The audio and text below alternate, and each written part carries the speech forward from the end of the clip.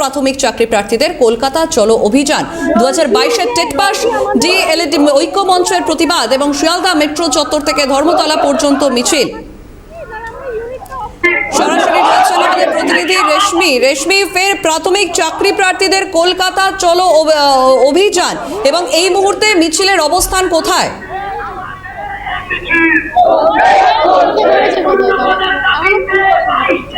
দেখো, 2022-এ টেট পরীক্ষা হয়েছিল দীর্ঘ 5 বছর পর।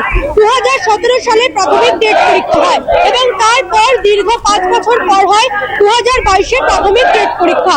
এবং ইতিমধ্যে ইন্টারভিউর প্রক্রিয়া, সেই প্রক্রিয়া স্বচ্ছভাবে শেষ করার দাবি জানিয়েছেন চাকরি প্রার্থীরা এবং ফের আজকে তারা রাজপথে নেমেছেন। তাদের একাধিক দাবি দেওয়া রয়েছে।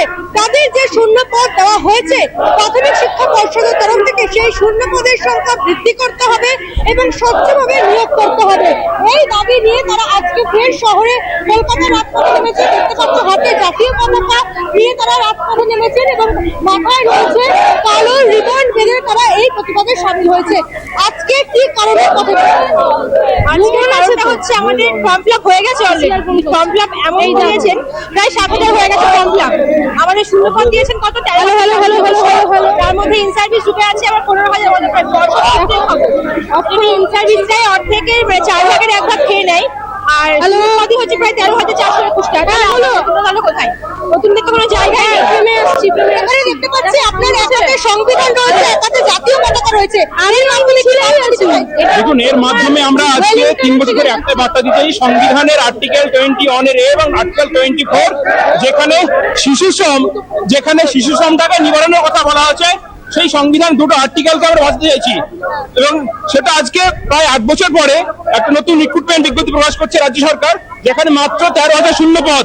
কিন্তু আমরা এই 13,000 শূন্য পদের বিরুদ্ধে আমাদের দাবি আন্দোলন করছি প্রায় 3 বছর ধরে। আমাদের দাবি একটাই, অবিলম্বে 50,000 শূন্য পদে নিয়োগ বিজ্ঞপ্তি প্রকাশের মধ্য দিয়ে প্রাথমিক যে শিক্ষা ব্যবস্থা সেটাকে বাঁচানো হোক এবং সংবিধান আর্টিকেল 21 এবং 24 এটাকে বাঁচানো হোক।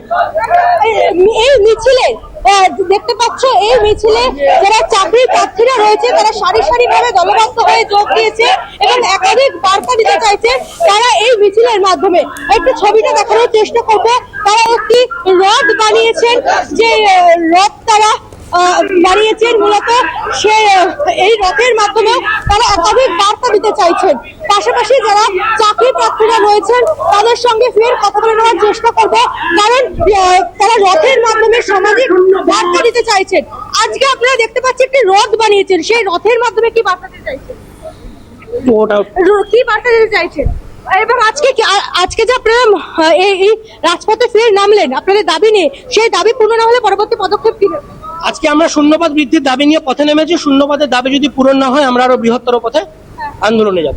আমরা দেখতে পাচ্ছি আপনারা রথ বানিয়েছেন, রথের মাধ্যমে কি? বেশ, একেবারে রেশমি, তুমি সঙ্গে থাকো। আমাদের আরেকজন প্রতিনিধি অদ্রিজা রয়েছেন আমাদের সঙ্গে। অদ্রিজা, শিয়ালদা মেট্রো চত্বর থেকে ধর্মতলা পর্যন্ত যে মিছিল এই মুহূর্তে চলছে, সেই মিছিল কোথায় আছে এবং সেখানে মানুষের কি দাবি, একটু কথা বলে যদি দেখা যায় তাদের সঙ্গে।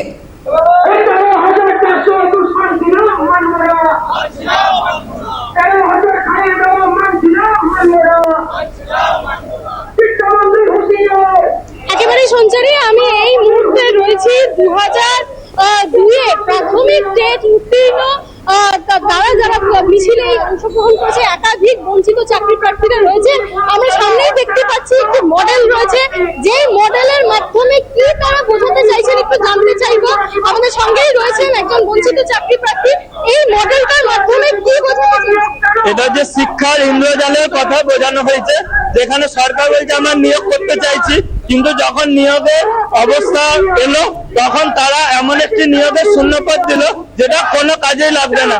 যেমন যদি আপনি এক কেজি ছাতুতে 6 ফোঁটা জল ফেলেন তাহলে সেই ছাতুটা মাখতে পারবেন না। তো এখানে আমরা রথের মাধ্যমে দেখাতে চাইছি যে প্রাথমিকের যে শিক্ষা, বুনিয়াদী শিক্ষা, সেটা প্রাথমিকের যে বুনিয়াদী শিক্ষাটা সেইটা হচ্ছে রথের চাকার মতো। প্রতিটি বাচ্চার প্রাথমিক শিক্ষা দরকার, সেটা সংবিধান বলেছে যে 6 থেকে 14 বছরের জন্য 21 আর্টিকেলে যে 6 থেকে 14 বছরের জন্য প্রত্যেকটা প্রাথমিক শিক্ষা যাতে বিনামূল্যে শিক্ষা ব্যবস্থায় আসতে পারে। তো যারা মানে আমাদের অর্থনৈতিক অবস্থা যাদের ভালো, তারা তো প্রাইভেটে চলে যাচ্ছে, তো যেটা ফ্রিতে পাবে সেটাকে কেন সরকারের এত অনিচ্ছা, সেইটা আমরা এখানে বোঝাতে চাইছি। যাতে ভিত্তিটা প্রত্যেকটা বাচ্চা যাতে সেই ভিত্তিতে সুন্দরভাবে এগোতে পারে, সেটাই আমরা এই ভিত্তিটা ওই জন্য রদ করেছি, যাতে সমাজটা, আর যদি এইটা না হয় তাহলে একটা টাইমে সমাজ সংস্কৃতি দুটোই ধসে পড়বে, যার ফলে আরো রকম যে বিভিন্ন রকম অনৈতিক যে কাজগুলো আরো আমাদের চোখের সামনে আসবে। একেবারেই আমরা দেখতেই পাচ্ছি সঞ্চারী, তোমাকে দেখাবো আমার ক্যামেরা পার্সন সঞ্জিত চক্রবর্তীকে বলবো একটু আসতে মডেলটা দেখাতে। তুমি যদি একটু দেখো এই মডেলটা, তুমি দেখতেই পারবে যে এখানে এমন একটা মডেল দেওয়া হয়েছে যে মডেলে প্রাথমিক শিক্ষার যে পরিস্থিতি, বর্তমান যে প্রাথমিক স্কুলগুলোর যে পরিস্থিতি সরকারি স্কুলে, সেই পরিস্থিতিগুলো কিন্তু তুলে ধরা হয়েছে এই মডেলের মাধ্যমে। প্রতিটি বিষয়গুলো তুলে ধরা হয়েছে, যে বিষয়গুলো প্রাথমিক স্কুলে পড়ানো হয়।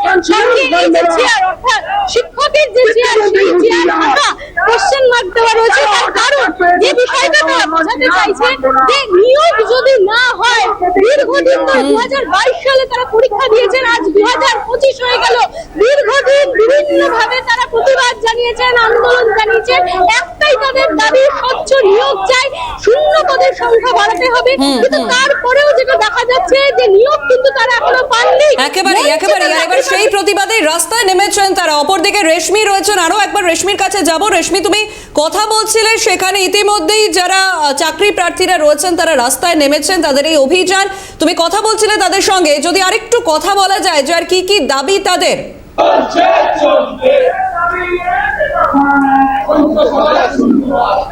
দেখো, যারা রাজপথে নেমেছেন প্রাথমিক চাকরি প্রার্থীরা, অর্থাৎ প্রাথমিক শিক্ষক নিয়োগের চাকরি প্রার্থীরা, তারা বলছেন রাজ্য জুড়ে যে সকল প্রাথমিক স্কুলগুলি রয়েছে সেখানে শিক্ষকদের অপ্রতুলতা তৈরি হচ্ছে, যার ফলে যারা নতুন প্রজন্ম তারা সরকারি স্কুল বিমুখ হয়ে পড়ছে, প্রাইভেট যে স্কুলগুলি রয়েছে সেই স্কুলের দিকে তাদের ঝোঁক বাড়ছে।